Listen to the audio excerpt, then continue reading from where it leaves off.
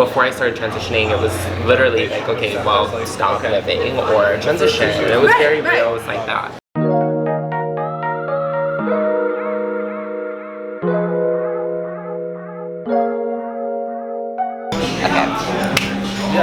Welcome to the Tea On, where we sip tea and we talk about things. I have an empty coffee cup. Yeah, move, vibe. Yeah, I have like real china right now. We're in New York right now, and I'm so excited because I'm here with someone who I literally admire so much just on a day-to-day basis. But I want you to introduce yourself. It's weird like introducing myself, not saying like, hi guys, it's Carmen Cristina Garcia. I know. Hi everyone, it is Carmen Cristina Garcia. Hi guys, it's Carmen Cristina Garcia. Hi everyone, it's Carmen Cristina. Hey guys, it's Carmen Cristina Garcia. Welcome back to my channel. I'm Carmen, I'm 22. I live in New York City and we know each other from high Somerset Academy. Yeah, 100%, which is like, we've graduated so long ago. It's so cool to see how everyone's like paths have taken them in so many different directions, and I've been following yours because obviously you transitioned and you were really open about your journey. And it was something that I've seen inspire a bunch of people, and people who are in the community, but also I think people outside, because I think you've really shed a light for a lot of us who obviously are aware but don't really know the ins and outs and the mental health aspects and all that stuff. So I'm so excited to have you because I kind of want to just get a little tea on it. Because my audience maybe might not know as much as like your audience knows, and just, I don't know, shed a light a little bit, right? Yeah, cool. Before anything else, I have some statistics that I saved. Oh my god. I know, right? Is that so annoying? I love being Anderson Cooper. Bring out the math, please. Gender reassignment surgery, on average, costs like, well, there's a big gap, but like on average, 15,500. Is that a little crazy or? So. So in Florida, one of the reasons why I moved to New York City is because there was only one doctor that I found like reputable. They didn't accept insurance, and usually like across the US, insurance won't like cover that surgery. But it was like 30,000. Typically, actually, I would say it's double that, and for female to male, it's more so like even more, like 35 to 50 grand, and then there's usually complications. Insane. But thankfully in New York, it moves over here with most insurances in New York, it's free. Oh, love that. The laws are changing quickly, which is good. Which is good. But like if you're paying out of pocket, it's definitely double that number. Oh yeah. Clocks. So big reason why, move. Number of states that have clear laws protecting transgender people is 18. Thank you. We have a lot more states than that. Well, less than half, yeah. Yeah, like well less. So hopefully that is something that's changing, and we'll talk about how the dialogue like surrounding just the LGBTQ community entirely is evolving, but that's something to know. You did your research. I'm like shook right now. The percentage of people who have lost a job due to their identity is 26%. 26% of people have literally lost their jobs due to just how they identify themselves, which I think is insane. And also, I think it's probably more than that. But maybe that's the only time it's been documented correctly. Sure. So. And that's in the US, and then I'm sure like depending on what state you're talking about. Oh, 100%. Yeah, it's gonna be super different. Yeah, 1,000,000%. So I have some questions, which usually during these conversations I like to participate in the conversation a little bit, but I don't necessarily have as much to contribute as I'm more here just to learn along with the audience, but if I can't contribute something, I will. So I think what I'm curious about is, what do you think is one public misconception about transition? Okay, so you know Trisha Paytas? Do I know Trisha? Okay, so I think Trisha Paytas. Yes. Yeah. Okay, obsessed but she's with also her. insane. Okay. That's a little mean. Yeah, so I was following Trisha Paytas for a while. What's really cool is that she has like obviously a lot of like queer people who follow her. Yeah, of course. But she also has a ton of like straight cis men who like follow her because she has like big boobs, and like she was in the Slim Shady video, so a lot of her audience is like not necessarily in the community. Yeah. And so when she released like 3 videos about being a transgender. I like guys, but I also identify as a guy. In my head, I feel like I'm a transgender female to male, but also like a drag queen. I've always been attracted to gay guys, so that's why I've like always thought maybe I'm a gay man. So do I think I'm transgender? Yes, 1,000%. Do I identify with my natural born gender? 1000%. You can identify as masculine, feminine. You can identify as male and female if you choose. Basically, if you watch that video, it like highlights a lot of the misconceptions. And it's something that, it does actually. It really does. Yeah, did you watch that? Of course I watched. No, I'm like, you don't understand. I'm obsessed. But just the fact that she doesn't want to conform to what society thinks a transgender male should look like. I think that when someone like comes out as trans, I think there's a lot of pressure to be a certain type or look a certain way. Right. But really, like how you look and then your like identity is something completely different. Because just because someone's like, someone should feel safe enough to be like, oh, I'm a woman.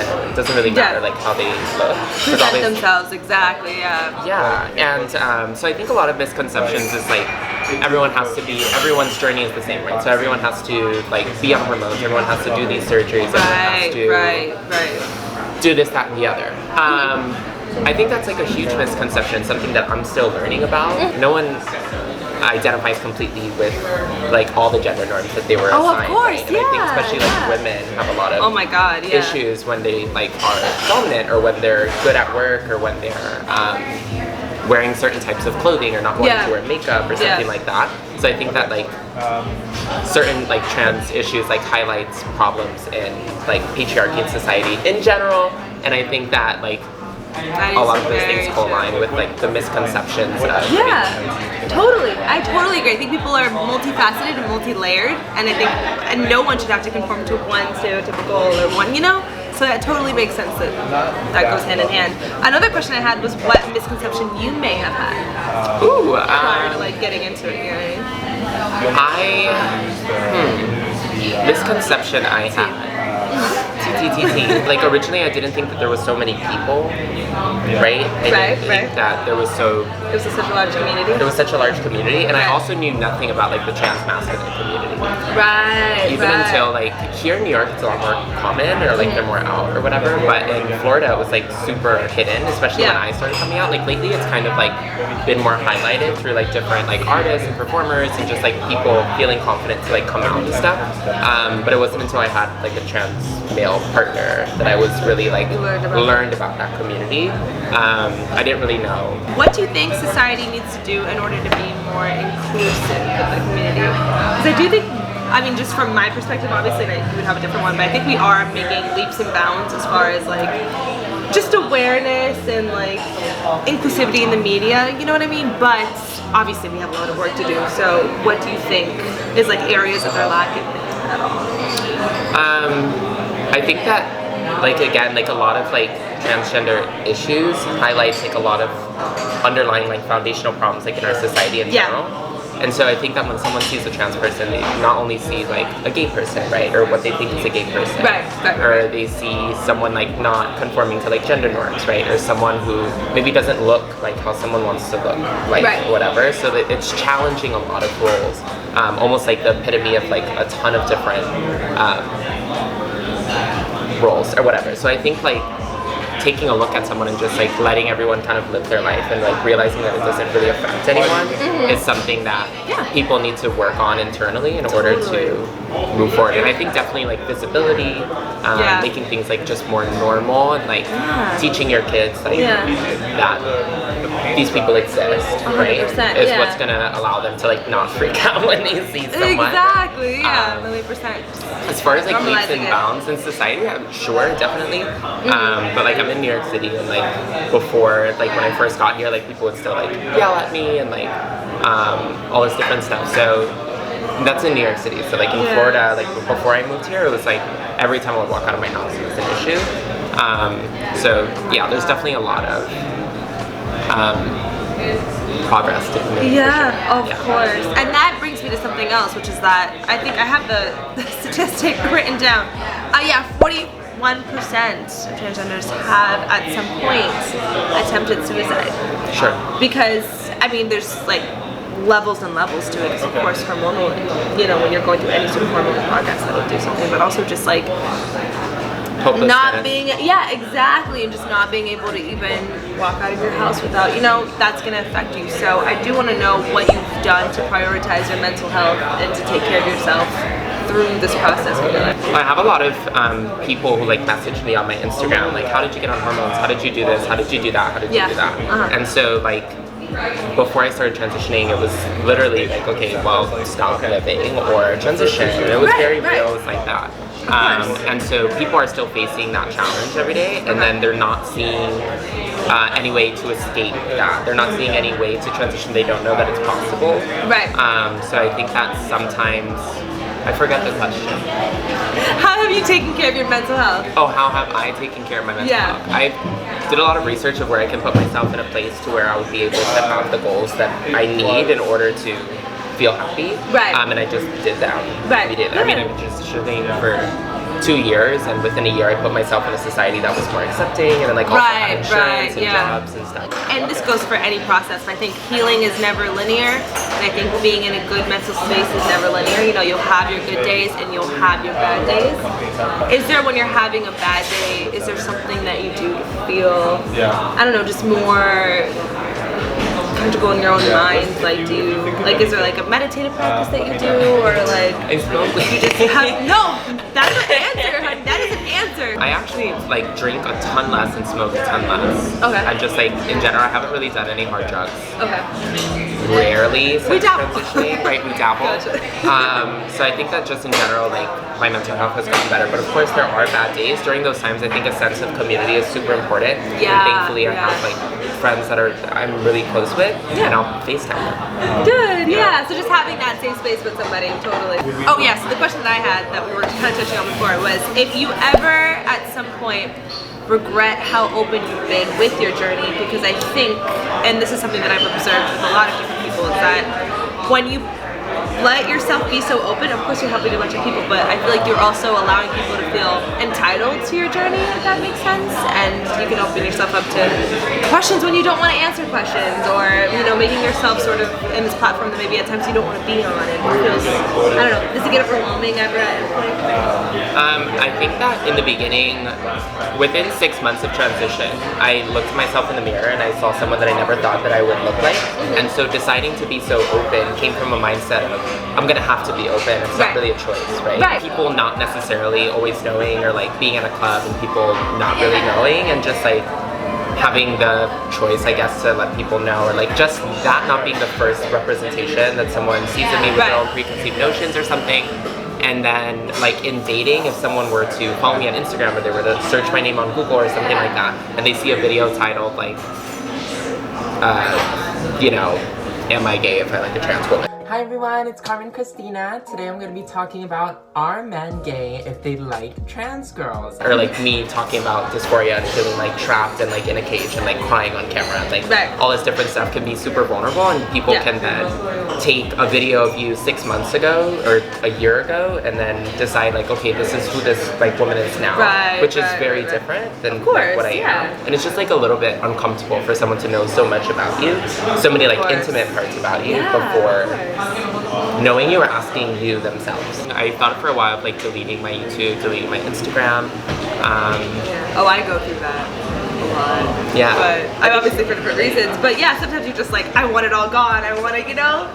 But have you ever like gone close to actually doing it, or? I did, yeah. I think I took a break from both for a while. Just lately I haven't really been as active as I was. Like I used to like be every single day, every single day. I don't, it's just not as important to me anymore. I still do it because I have people who have followed me who like ask me, and I think that that's like, important, but I don't know. I think that is a way of taking care of your mental health, though. I think that's... It was a diary. Yeah, 100%. But I mean, like, the fact that you stepped away when you knew that you needed to... Oh, definitely. ...is a form of, like, sort of protecting your mental state. Do you have an earliest memory of realizing that you had, what is it called? Gender dysphoria. What is it? I'm pronouncing it right. Always. Yeah, always? Yeah, it's kind of hard to relate to, because, like, people don't have this concept of, like, gender when they're, like, 3 years old. Right, of course. But I would, like, constantly be looking in the mirror because I didn't see the person in front of me. It was just almost like looking at a picture of like a different person. Right. So like I didn't, like now I look at pictures of what I looked like before, and I didn't see that person before. It's kind of weird. It's a strange feeling, but like, did I know that was gender dysphoria? No. No, I had no idea. So you don't have like one that you would pinpoint. It was kind of just always ever present.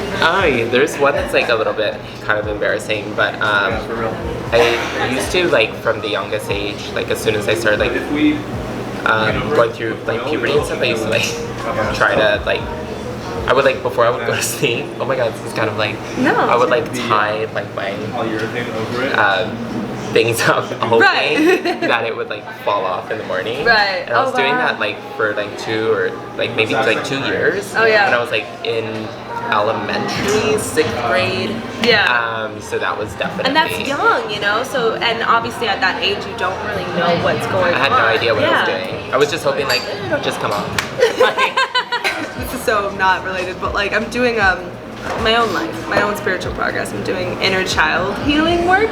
Oh, cool. Kind of like, yeah, you kind of go back to your inner child and the things that maybe has caused trauma, or you know, whatever the point may be. That a lot of times I'm like imagining my younger self. I'm just like, what would see that, you know, like you wanna, I don't know. So I feel like probably when you reminisce on memories like that, you're like, poor little me, you know, like I wish I could go and like explain things, but also things develop the way that they're meant to, you know what I mean? So Little me was strong.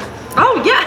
Little me was damn strong. Which qualities would you say define what it really means to be a woman, I would say? Because actually, if I can go back for a second, no, is that please, okay? please, yeah. So a common misconception, I was like, I had so many. A common misconception that like people have of like transgender people is like assuming their sexuality. Right. 100%. Oh yeah, totally. That's a huge. Like people are like, oh, like this person likes this kind of person because they're like gay, because they, you know what I mean? So it's just like, I think sexuality in general, like people have a hard time separating sexuality and gender. Right. Now I can go back to your question. Sorry. No, it's fine. What was the question? I'm a little bit hungover, guys. What are? I know the question. What are the qualities that I think define like define being a woman? Yes. I don't know. I don't know. Do you feel like there were any like? What's a quality defines a fucking woman? Someone who says I'm a woman. Period. Next. End of story. Yeah. You know, I'm not here to debate anyone's identity. Like you can tell me that like I'm a table, and I'm gonna be like, what's good, table? Like how you doing? That's probably the best and most beautiful answer you could have given, though, really, because I think women are put in such a box in so many different ways, and that's like so many issues. That's the primary root of all our issues, I would say. Yeah, like most women are like raped, molested. Absolutely. There's the gender. I mean, there's the wage gap. There's just like missed opportunity. There's people who are just feeling trapped in situations. So it's just like all of those like.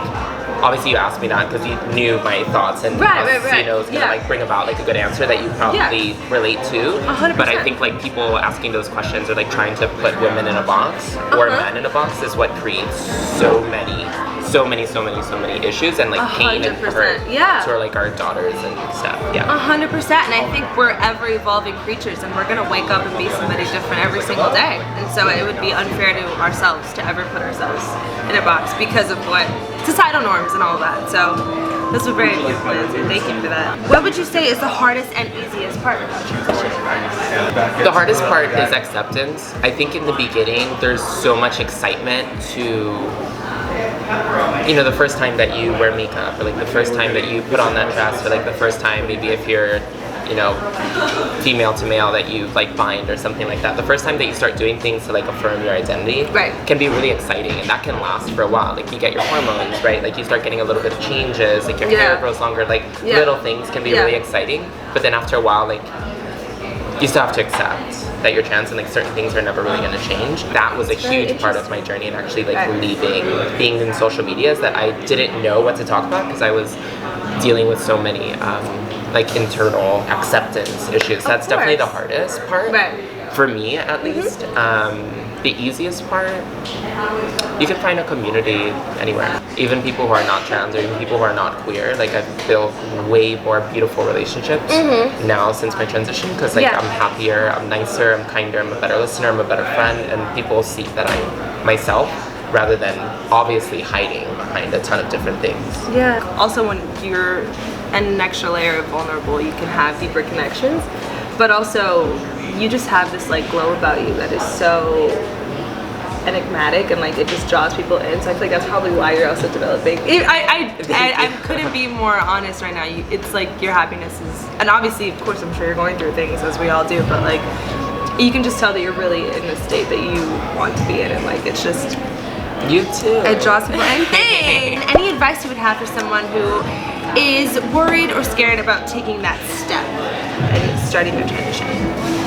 Get yourself to a place where you're independent. Figure that shit out. Yeah. Don't do something that's gonna put yourself in a dangerous situation. Right.